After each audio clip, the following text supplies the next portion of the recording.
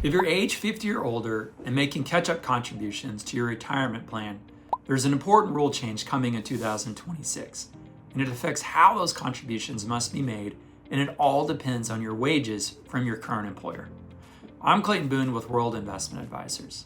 Today, we're breaking down the Roth catch-up rule, who it applies to, and what you need to know as we move into 2026.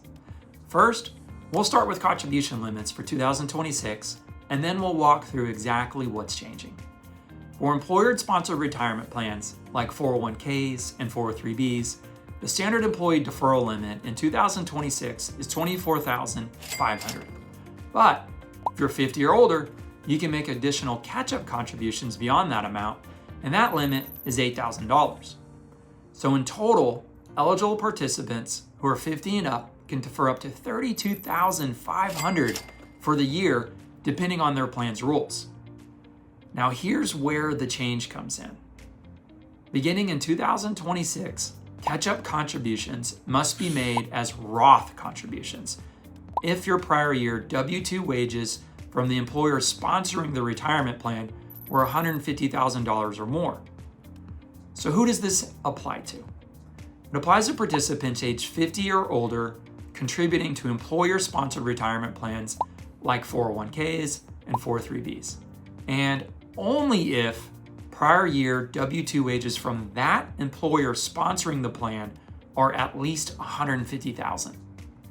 Now, one question we often get is, does this rule apply to IRAs? And no, it does not apply to IRAs. So why does this new rule matter?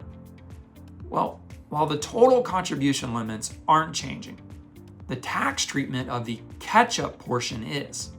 So that means while your ability to save the same total amount doesn't change, your take-home pay might, depending on whether your catch-up dollars switch from being pre-tax to Roth.